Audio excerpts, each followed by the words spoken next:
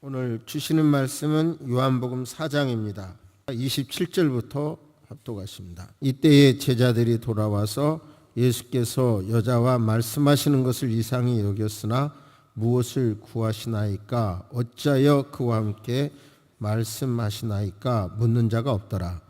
여자가 물동이를 버려두고 동네로 들어가서 사람들에게 이르되 내가 행한 모든 일을 내게 말한 사람을 와서 보라. 이는 그리스도가 아니냐 하니 그들이 동네에서 나와 예수께로 오더라. 그 사이에 제자들이 청하여 이르되 납비여 잡수소서. 이르시되 내게는 너희가 알지 못하는 먹을 양식이 있느니라.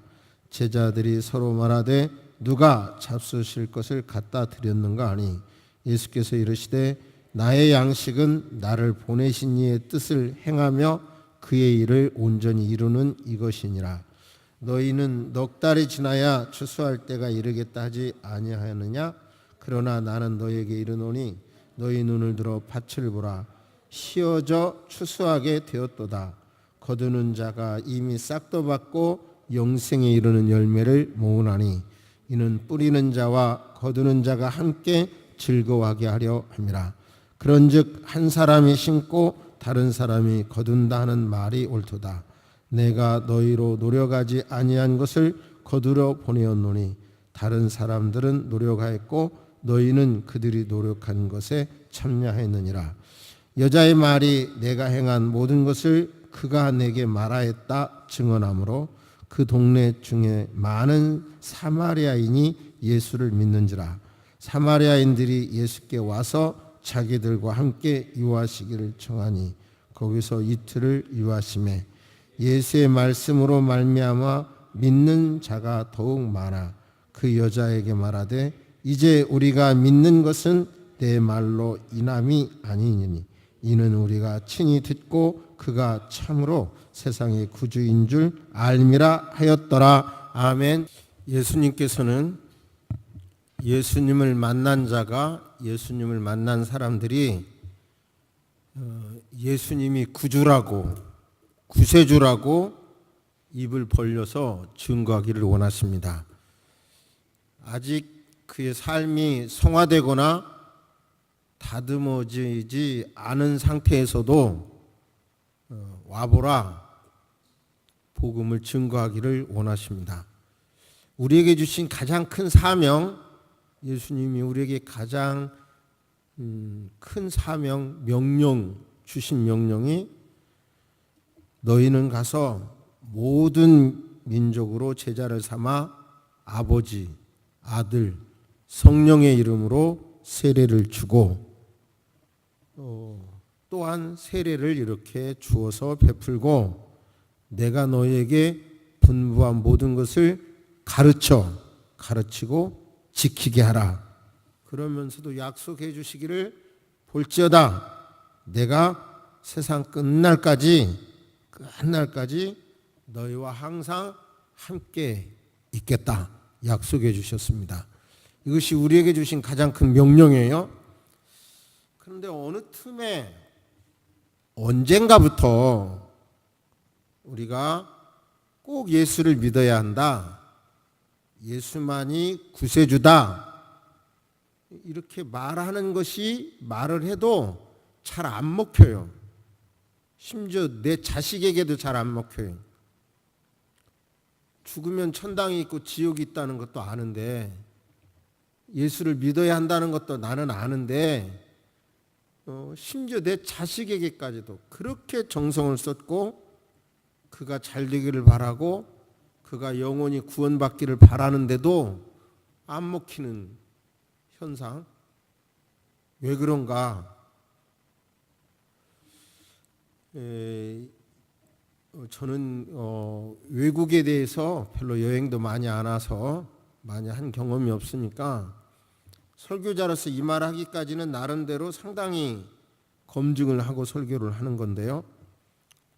미국에서 한 사례를 말씀을 드리면 메리 크리스마스라는 단어가 20년 전부터 점차 사라지다가 사라졌대요. 그리고 대처하는 단어가 해피 홀리데이, 즐거운 휴일, 이 말로 대처해서 사용하고 있다고 합니다. 그리고 미국의 문화가 메리 크리스마스라고 하면 우익 기독교인, 극단주의자라는 그런 인식을 받고 있다고 해요. 1870년 율리시스 그랜트 대통령이 성탄절을 공휴일로 제정을 했는데, 자세히 찾아보니까 그동안 미국 정부의 주도로 해피 홀리데이로 대체됐다는 거예요. 여러 자료를 통해서, 그래서 어떤 자료를 보니까 통계 수치를 보니까 18세에서 29세 사이의 미국인 중 3분의 2가 상점과 기업체들이 크리스마스라는 용어를 사용하지 않고 해피 홀리데이를 사용하는 것을 오히려 더 선호한다는 거예요. 의심스러웠어요. 정말 이게 사실인가? 그런데 제 생각에도 좀 대통령 같지 않는 외모, 대통령 같지 않는 말투, 표정, 그리고 윤리적인 삶, 별로 존경받을 것이 없다라는 게 각인되어 있는 트럼프 대통령이 후보 시절에 메리 크리스마스를 더 되찾겠다고 공약했고, 수많은 기독교인들이 절대적인 지지를 보냈고요.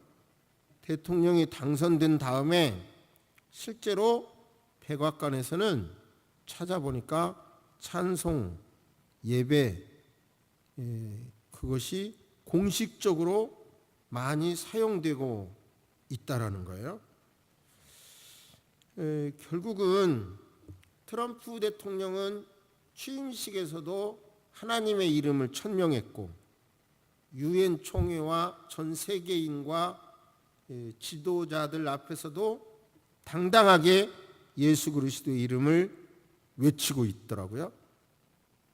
그러니까 온갖 나쁘다는 이미지로 가득 찼는데, 제가 이 메리 크리스마스라는 주제로 세계가 왜 이렇게 반기독교적인가, 왜 이렇게 예수를 믿으라고 해도 씨알이 안 먹히는가, 죄송합니다, 씨알이 안 먹히는가, 말빨이 안 쓰는가, 영향력이 없는가. 요즘 제 고민이 왜 꼭 예수여야 하는가를 설교하고 싶다. 왜 꼭 예수여야 하는가, 그런 고민 끝에 미국의 메리 크리스마스 유래를 찾아봤어요. 오늘 말씀을 통해서 우리가 부족함에도 불구하고, 우리가 죄인임에도 불구하고, 우리가 사회적으로 멸시천대를 받는다 하더라도 와보라, 예수 그리스도가 구세주입니다, 와보라 말할 수 있는 입술이 터지게 되기를 주의 이름으로 축복합니다. 그러한 필요성을 본문에서 절실히 깨닫게 되시기를 바랍니다. 본문은 지난주에 제가 스토리텔링으로 이야기체로 잘 설명했으니까 대부분 이해하실 거니까 좀 쉽게 요약을 하면, 예수님께서 사마리아로 통행하여야 하겠는지라 이러시죠. 지난주에 말씀드린 대로 위에 유다, 뒤에 사마리아, 갈릴리 이렇게 있는데, 직선 코스는 3일, 돌아가면 6일인데 유대인들은 돌아다녀 6일을. 근데 예수님께서 6일이냐 3일이냐를 따지기 전에 뭔가 사마리아로 통행하여야 하겠는지라는 말씀 속에는 예수님께서 바로 수가성 우물가의 여인을 만날 섭리를 보셨다라고 해석이 돼요. 이렇게 말하는 것이 참 부끄러운데, 전도를 계속하는 사람들의 이야기를 들어보면, 자꾸 전도를 하러 나가다가 보면, 누군가를 만나다가 보면 하나님이 누군가가 그날 만날 사람을 예비해 놓으셨다, 예비된 사람이 만나지더라, 그런 간증을 많이 듣는데, 말하자면 여인도 우리가 남편이 5이고 6째 남자와 살지만 네 남편이 아니라는 말을 추측해서 그걸 근거로 왕따 당하는 여인, 죄가 많은 여인이라 오후에 대부분의 사람들이 우물을 길러 오지만 정오에 왔다, 이렇게 다 해석을 하죠. 저도 그렇게 설교했고. 그런데 여기서 또 다른 관점에서 보면 이 여인도 무언가에 이끌려서 12시에 우물가에 왔다고도 볼 수 있는 거예요. 뭔가 이끌려서. 그러니까 하나님의 어떤 놀라운 섭리가 있는 거예요. 이제 둘이 만납니다. 물을 달라. 사마리아 여인이 쳐다보니 폼이 쫙 잡힌 유대인 같지도 않고, 예수님이 그러니까 뭐 유대인이라면 그렇게 안 할 텐데 웬일이십니까? 이런 식으로 대답하죠. 물을 좀 달라. 그러자 예수님께서 당신에게 물을 달라고 하는 내가 누군 줄 알았다라면 그에게 구하였을 것이고 그가 생수를 내게 주었을 것입니다. 이렇게 말하죠. 그러니까 이제 물이라고 하는 실체와 영생이라고 하는 것을 두 가지를 이렇게 겸해서 말씀하는 거예요. 이 대화가. 그러면서 이제 아니 이게 2000년 전부터 야곱의 우물이라면 실체든 어쨌든 2000년 동안 지속된 우물이라고 하면 굉장한 거죠. 그런데 이 물의 주인인 야곱보다 당신이 더 위대한 사람이란 말입니까? 그러자 예수님은 이 물을 마시는 자마다 다시 목마르려니와 내가 주는 물을 마시는 자는 영원히 목마르지 않는다.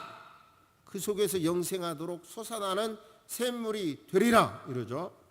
그러자 그 여인은 또다시 계속 그게 집중하니까, 지금 말하자면 예수님은 영적인 이야기를, 물을 달라고 하는 건 실제적인 이야기고 영적인 이야기를 하고, 이 여자도 막 이렇게 혼동되고 있잖아요 지금. 그러자 가서 내 남편 불러와라. 갑자기 화제를 바꾸죠.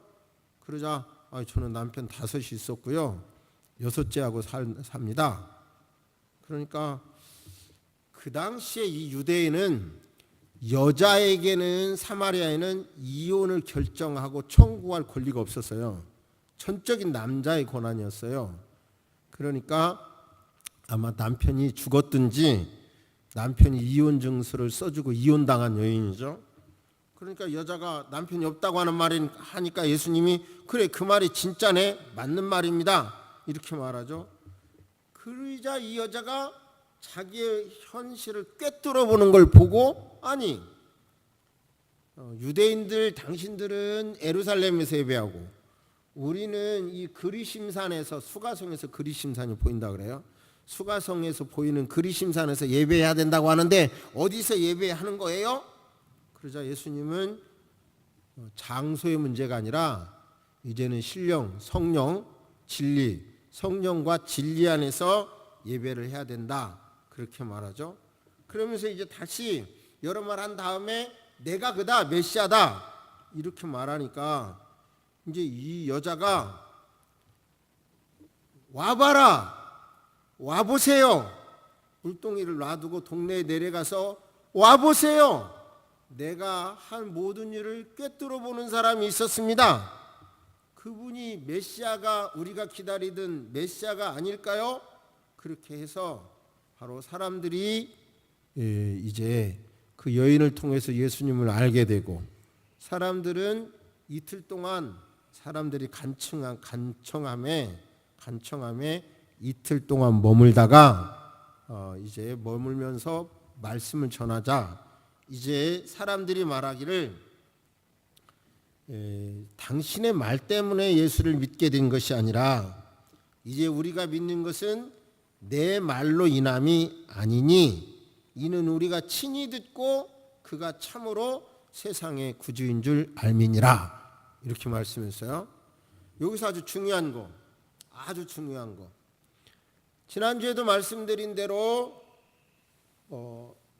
하나님의 성전이 있었고, 그런데 성전 섬기는 것이 솔로몬의 어떤 정치, 왕궁을 짓고 성전을 짓고 그런 것들이 힘들어서 성전 섬기는 것이 힘들어서 갈라져 나간 10지파들, 그들이 북조 이스라엘을 세우고 나라가 유다보다 200년 빨리 만나요.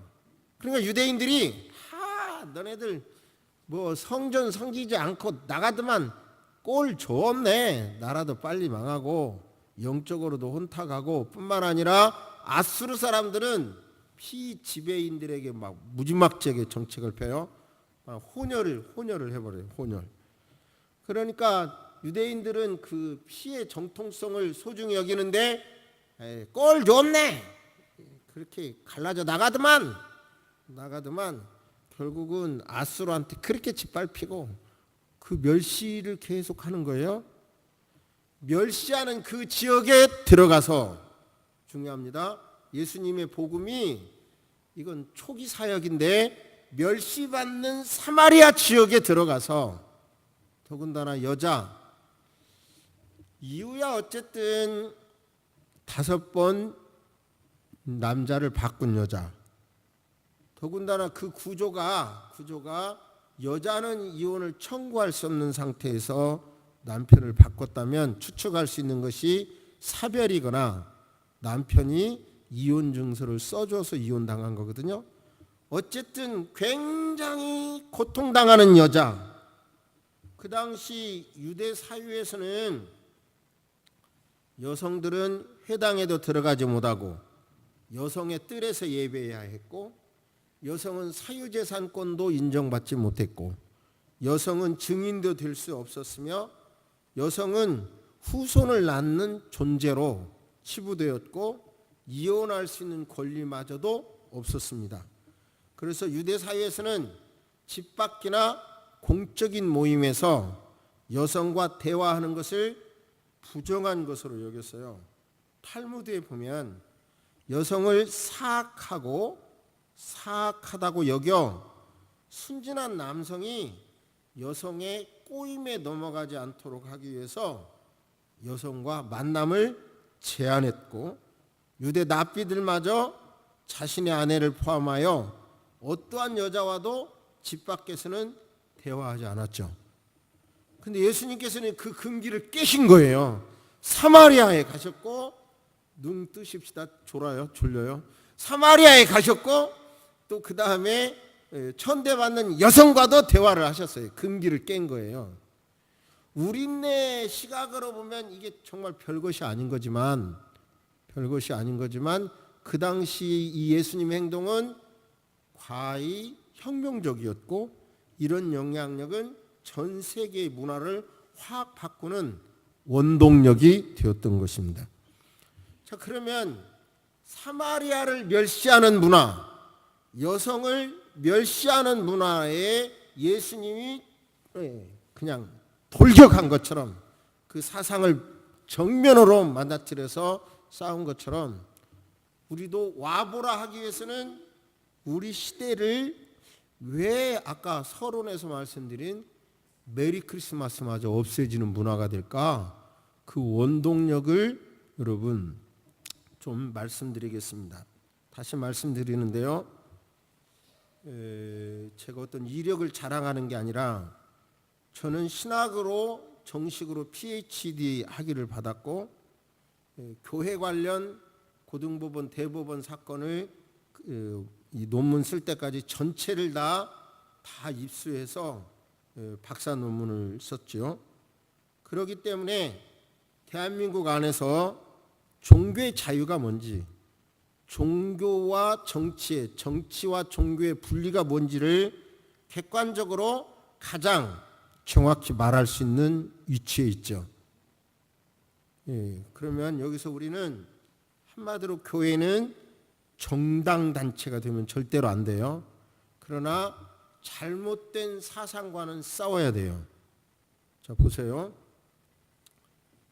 그리고 우리가 잘못 길들여진 것 가운데 교회에서 세상 학문이나 이런 얘기를 하면 안 된다라고 하는 묘한 금기, 이거 아주 잘못되어 있는 거죠. 왜냐하면 창세기 천지 창조부터 사탄의 말이 개입되기 시작합니다. 선악과 따먹어라 할 때부터. 그리고 구약 성경 내내 아주 커다란 물줄기로 흘러가는 사상이 바알과 아세라 사상입니다. 그 사상을 깨트리잖아요. 예언자 선지자들은 그 사람들이 잘못되고 있는 사상에 물들고 절하고 있는 것을 그거가 잘못됐다고 지적하는 거잖아요. 그런데 이상하게 이런 사상이 설교란 성경을 본문으로 그 시대에 하나님의 뜻을 증거하는 거가 명확한 설교의 원리입니다. 그리고 그렇게 말하는 것은 저는 학문적으로 적어도 체계화된 사람이니까 의심 없이 들으시기를 바랍니다. 근데 이 사상 문제에 대해서, 우리 시대의 사상 문제에 대해서 인터넷에서 제가 오래전에 봤지만 그걸 명확하게 인용은 할 수는 없었어요.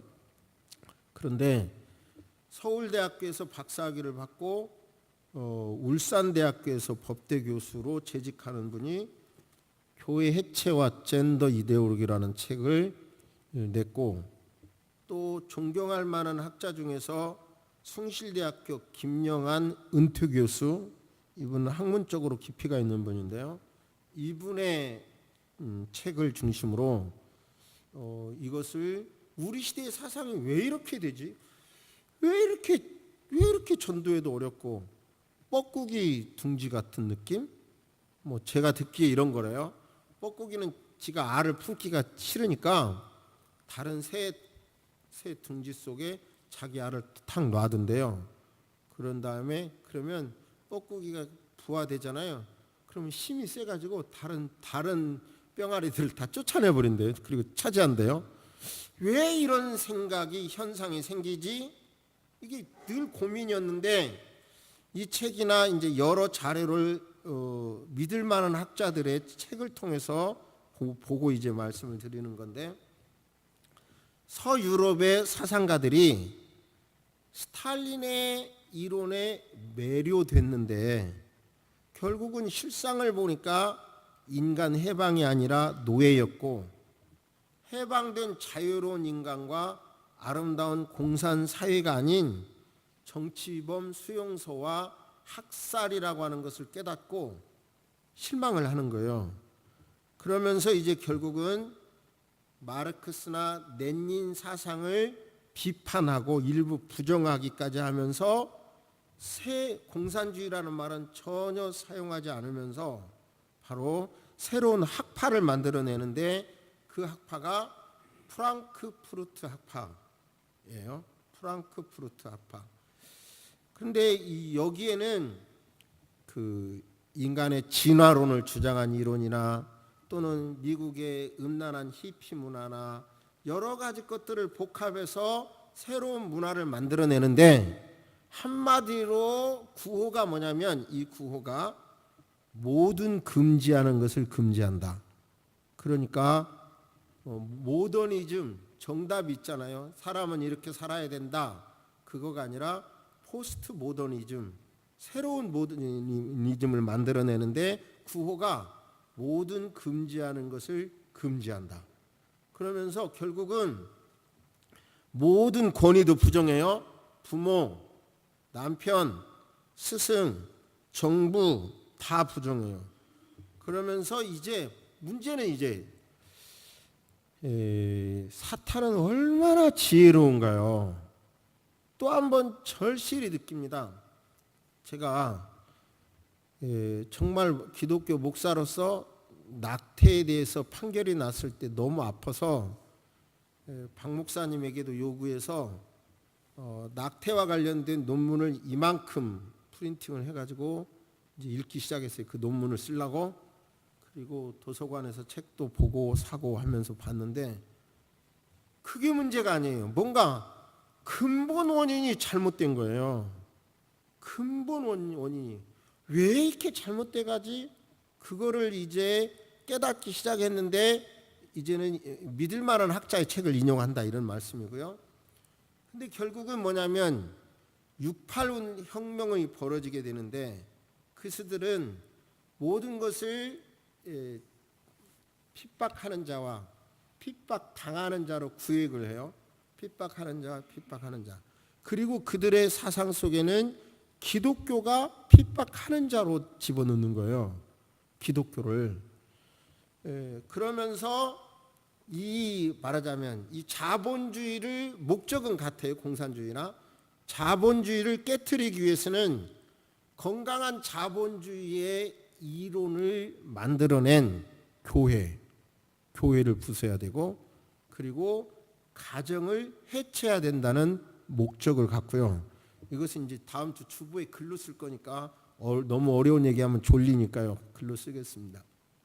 그렇게 하고, 그 다음에 이제 결국은 나타나는 표현은 소수 인권, 즉 동성연애자라든지 성적인 소수의 취향을 가진 사람이라든지 예를 들어 여성이라든지 핍박받는 사람, 이런 사람들의 인권 보호라는 이름으로 막 주장하는 거예요.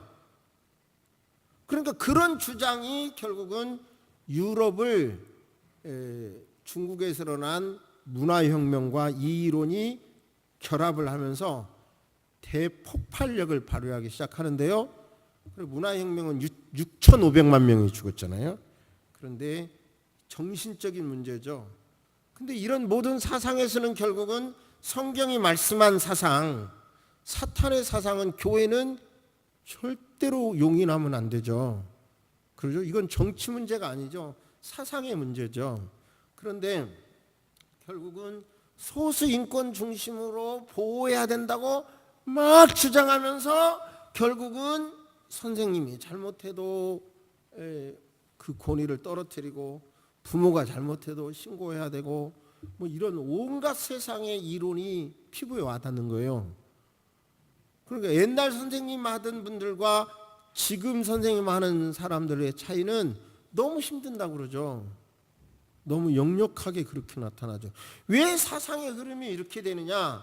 바로 기존 질서를 다 무너뜨리는 사상이 바로 이 프랑크푸르트 학파에서 만들어난 포스트 모더니즘, 이런 사상이 우리 앞에 오는 거예요. 그러니까 그런 세력이 유엔에까지 와서 그런 세력 사상을 가진 사람들이 제3세계를 도우면서 뭐라고 하냐면 바로 이런 내용을 받아들여야 경제 원조하겠다고 한대요. 또 제가 실제로 대한변호사협회에서 동성연애 찬성하는 토론이 있어서 가봤어요. 그랬더니 와, 똑똑하게 생긴 여자 변호사부터 시작해가지고 막 동성연애를 막 받아들여야 된다, 뭐 인권 존중 뭐 이렇게 하면서 너무 말하는데 결국은 문제는 그것이 유엔에부터 내려온다는 거예요. 동성연애 대한민국도 인정하라, 이게 유엔에부터. 그러니까 이것이 무슨 걸 의미하냐면 아까 서두에 말씀드린 대로 미국 안에서도 메리 크리스마스가 사라져가는 그런 분위기. 이게 무시무시한 영적 전쟁인 문제지, 이런 문제를 우리는 교회는 정치 얘기하면 안 돼, 이게 정치 얘기가 아닌데도 교회는 세상 얘기, 세상 학문 얘기하면 안 돼, 이런 이상한 말에 이게 딱 끼어들어가지고 우리가 완전히 교회가 이제는 완전히 유럽에서도 유럽의 총리가 메리켈 총리가 교회를 향하여 외칩니다. 여러분, 이 동성 결혼을 교회가 반대해 주세요. 외쳤는데 그 당시 교회는 결국은 분열이라든지 여러 가지 문제로 입을 안 열었어요. 그래서 동성 결혼이 결국은 동성이 결혼하는 것을 합법화해 버렸어요. 그래서 결국은 교회는 완전히 힘을 잃어버렸죠. 지금 대한민국도 2005년 호주제가 폐지되고 2015년 간통죄가 폐지되고 2019년 낙태죄 헌법 불합치 판결이 나오고, 지금 우리 기독교, 이게 세상의 어떤 흐름의 얘기가 아니라 인권을 막상 보호하자는 보호가 아니라요, 오히려 동성연애자의 글을 읽어보니까 차라리 가만 놔뒀으면 좋겠대요. 그런데 이 사람들이 크게 보면 기독교를 부숴드리고 기존 질서를 부서뜨리기 위하여 내세우는 말이 이런 거라는 거예요. 동성연애라든지 약자 보호, 인권 보호 이런 거라는 거예요. 그러니까 결국은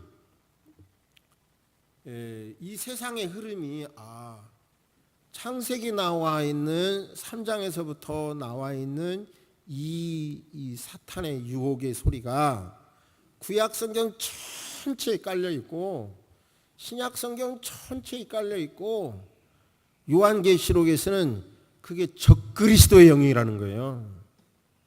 근데 그 붉은 영, 적그리스도의 영 앞에 교회는 잠잠하고 있는 거예요. 왜?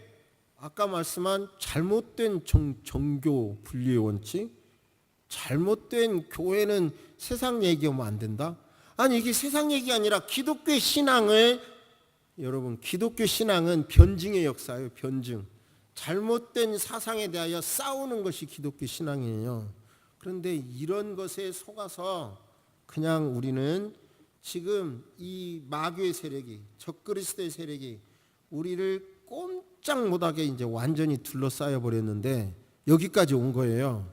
그러다 보니까 결국은 내 자식에게 복음을 그렇게 말해도 이 문화가, 교회는 이상한 동네, 이렇게 예수만 구워 놓는다는 건 그것도 이상한 말.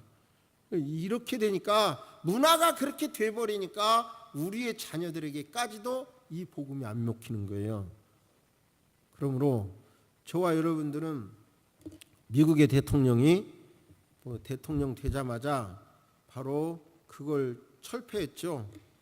성은, 젠더라는 말이 태어날 때는 남자 여자로 태어나는데 사회에 살아가면서 성 분류가 50가지도 넘게로 분류된다는 거예요. 그걸 전 대통령이 행정으로 인정한 걸 취하시켜 버렸죠. 오바마가. 그러니까 내가 생각해도 참 외모가 대통령 같지 않는 분, 말투가 이상한 분이라는 생각했는데 이런 자료를 보면 기독교를 위해서는 굉장한 일을 했더라고요. 이런 얘기에서는. 아무튼 우리는 지금 어찌 보면 이제 언론 앞에 교회는 이상한 그런 게 너무 많이 부각이 돼가지고요. 결국 교회가 좋은 역할을 했던 것은 너무 인식이 별로 안 남아 있죠. 그래 우리는 어찌 보면 이 수가성 우물가의 여인처럼 사회로부터 왕따를 당하고 있고 앞으로 더 당할지도 모르겠지만 저와 여러분은 우리가 현재 부족할지라도 와보라. 물동이를 놔두고 와보세요. 예수님을 만나야 합니다. 이 적그리스도의 사상이 많은 이때에 이 적그리스도의 사상에 우리와 우리 자녀가 뺏기면 안 됩니다. 여기에 물들면 죽어서 지옥 갈 뿐만 아니라 여러분 이 세상에 하나님의 나라가 아니라 사탄의 나라가 되고 사탄의 영향권 속에 들어가면 안 됩니다. 그것을 가슴에 품고 와보세요. 정말로 진정한 의미의 복음을 들으세요. 복음으로 우리와 우리 가정이 하나 돼야 되고 다시 거듭나야 합니다. 그런 확신을 가지고 증거하시기를 주의 이름으로 축복합니다. 여러분이 그렇게 애지중지 기우는 여러분의 아들, 딸, 자녀가 분명히 예견한데 확실한 것은 이런 영향권에 의해서 대한민국 안에서도 학생 인권 조례 등 등등의 문제로 이런 사상을 여과 없이 그대로 받아들이고 있어요. 지금 받아들여야 한다고 하고 혐오라는 단어를 써서 비판하면 오히려 형법으로 물을 수 있는 법까지도 이제 만들어질 가능성이 높아요.